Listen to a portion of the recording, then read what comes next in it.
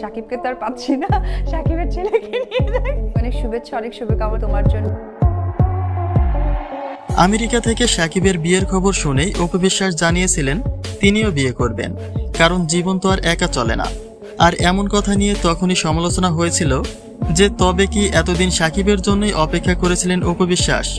আর সেই আলোচনা শেষ হতে না হতেই আবারও নতুন এক আলোচনার জন্ম দিলেন এই নায়িকা। বেশ কয়েকদিন ধরে কলকাতা থেকে সাকিবের প্রতি অনেকটা সহনশীলভাবে কথা বলতে দেখা গিয়েছিল অপু বিশ্বাসকে, যা থেকে সমগ্র দর্শকবৃন্দগণ মনে করেছিল হয়তো সাকিব অপু আবার এক হয়ে যাবে। কিন্তু সাকিব খান অপুকে আর কখনো মেনে নেবে না, এটা জানার পরে গতকাল এক সাংবাদিক অপুকে প্রশ্ন করেন। বিচ্ছেদের দীর্ঘদিন পরে সাকিব খান বিয়ের প্রস্তুতি নিচ্ছে এবং তিনি জানিয়েছেন সব ঠিকঠাক থাকলে আগামী বছরের শুরুর দিকে বিয়ে করবেন। এ বিষয়ে অপু বিশ্বাসের মন্তব্য কি? এমন প্রশ্নের উত্তরে অপু বলেন, বিয়ে তো খুবই খুশির খবর। সাকিবের বউ নেই, তাই সে বিয়ে করতেই পারে, এখানে মন্তব্য করার কিছু নেই।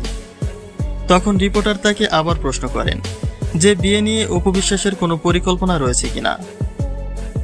অপু বলেন, জীবনে চলার পথে প্রত্যেকটা মানুষের জন্য একজন সঙ্গী দরকার, জীবন তো আর একা চলবে না। তবে খুব শীঘ্রই কোনো পরিকল্পনা না থাকলেও বিয়ে তো করতেই হবে। তখন সাংবাদিক তাকে আবারও প্রশ্ন করেছিল যে সাকিবের বিয়ের খবরে অপু বিশ্বাসের কোনো মন খারাপ কিনা। এমন প্রশ্নের উত্তরে অপু হেসে বলেন, কেন মন খারাপ হবে, এটা তো খুশির খবর। দাওয়াত পেলে আমরা সাকিবের বিয়েতেও যাব, তার জন্য আমার পক্ষ থেকে বিয়ের অগ্রিম শুভেচ্ছা রইল।